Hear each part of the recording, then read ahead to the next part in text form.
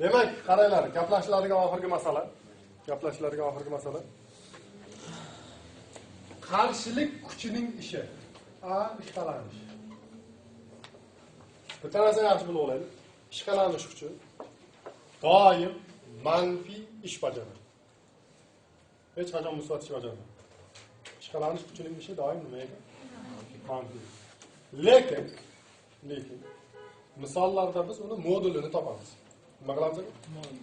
Modulini topamiz. Musbatini topamiz. Hech qachon manfiy topmaysiz. Sen hozir men ko'rsatgan formulalardan ishqalanish kuchini ishini hisoblasang, faqat musbat son chiqishi kerak.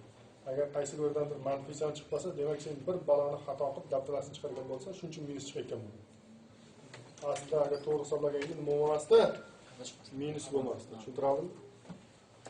Endi ikkinchi masala. Ishqalanish kuchining ishi hisobiga jismlarda to'la mexanik energiyasi doim kamayadi. Hech qachon o'zgarmay yoki ortib qolmaydi. Aniq nima qiladi? Kamayadi. Qarshilik kuchi bor payti jismlar harakat qilsa yoki jismlar biron bir ko'chishdan amalga oshirsa, ularda to'la mexanik energiyasi nima qilar ekan? Kamayadi. Qanchaga kamayadi desa, ishqalanish kuchi qancha ish bajargan bo'lsa, shunchaga nima qiladi? Kamayadi.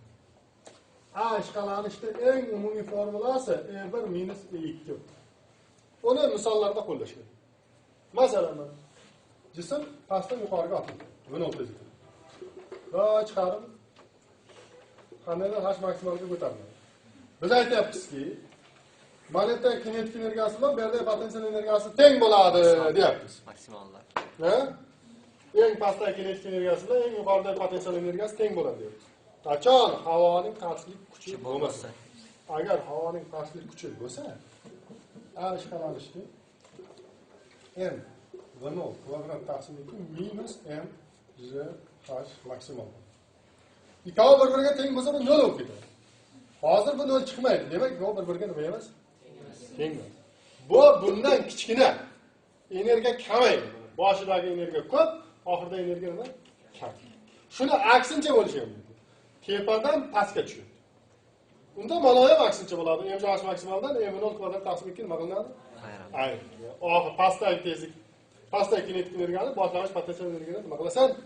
Ayirasan. Energiya qanchaga kamaygan, qanchaga yo'qolgan bo'lsa, demak shuncha energiya nima degan? Sarf bo'lgan. Boshlang'ishdan keyingisida ayiramiz. Boshidagidan oxiridagini ayirasan. Yoki masalan, mana bunaqa holat bor. Mana jism sekin harakat qilyapti. Boshlang'ich tezligi bor edi, mana bu yetdi, oxirgi tezligi bor v. Shu yerda ishqalanish kuchining ishi qancha desa, a ishqalanish desa, m taqsim 2 v0 kvadrat minus v kvadrat bor. V kvadrat bor. Nima degan? M v0 kvadrat taqsim 2 boshlang'ich kinetik energiya, m v kvadrat taqsim 2 oxirgi kinetik energiya. Boshlang'ichdan oxirgisini aytasang, ishqalanish kuchining ishi yoki yana bittasi. Endi bunaqa masalalarda ko'p yo'q, bir ikkitasi ko'rsam bo'ladi.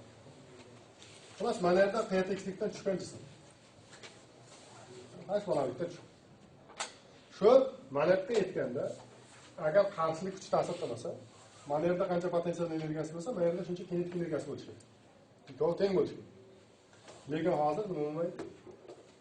Teng bo'lmaydi. Qog'oz seramachalarni yozgan. M J H boshlang'ich energiya minus